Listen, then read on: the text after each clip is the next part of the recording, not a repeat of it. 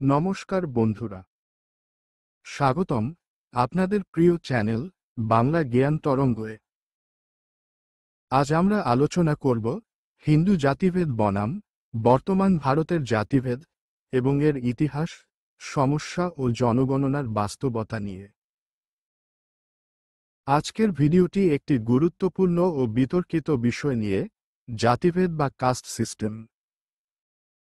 আমরা আলোচনা করব হিন্দু ধর্মে জাতিভেদ প্রথার মূল দর্শন কী ছিল, বর্তমান ভারতের জাতিভেদ প্রথা কিভাবে তার থেকে আলাদা, এর নানা বৈচিত্র্য, বর্তমান সমস্যাগুলো এবং জাতিভিত্তিক জনগণনা কেন আলোচনার কেন্দ্রবিন্দুতে রয়েছে।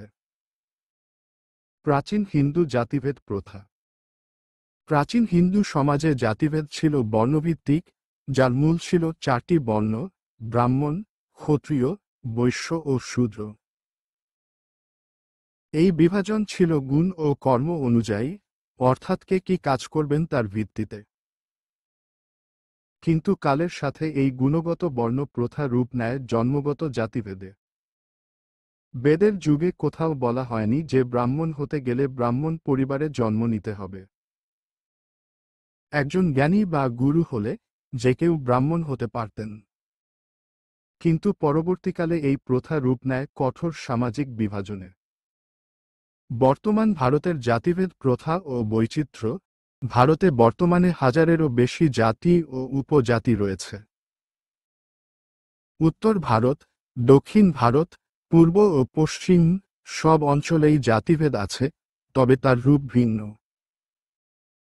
কিছু রাজ্যে জাতিভিত্তিক পেশা ও সামাজিক মর্যাদা আজও দৃশ্যমান। জাতিভেদ ও সংবিধান। ভারতের সংবিধান জাতিভেদ প্রথাকে নিষিদ্ধ করেছে। ডক্টর আম্বেদকর এই প্রথার বিরুদ্ধে সংগ্রাম করে দলিত ও অনগ্রসর শ্রেণীর অধিকারের পক্ষে লড়াই করেন। সংরক্ষণ, রিজার্ভেশন ব্যবস্থা চালু হয় যাতে পিছিয়ে পড়া জাতিগুলো এগিয়ে আসতে পারে। বর্তমান সমস্যা। আজকের ভারতে জাতিভেদ এখনও সামাজিকভাবে প্রচলিত। উচ্চশিক্ষা, চাকরি, বিবাহ সব ক্ষেত্রেই জাতি পরিচয় প্রভাব ফেলে। একদিকে কিছু সম্প্রদায় অতিরিক্ত সুবিধা পাচ্ছে সংরক্ষণের মাধ্যমে, অন্যদিকে কিছু সম্প্রদায় দাবি করছে তারা বঞ্চিত। এসসি, এসটি, ওবিসি ও জেনারেল ক্যাটাগরিতে বিভাজন এখন রাজনীতির হাতিয়ার হয়ে উঠেছে। অনেক সময় যোগ্যতার বদলে জাতি পরিচয়ের ভিত্তিতে সুযোগ পাওয়া যায়। জাতিভিত্তিক জনগণনা কেন এত আলোচনা? সম্প্রতি জাতিভিত্তিক জনগণনা নিয়ে তীব্র বিতর্ক চলছে। কিছু রাজ্য যেমন বিহার জাতিভিত্তিক সেন্সাস করেছে।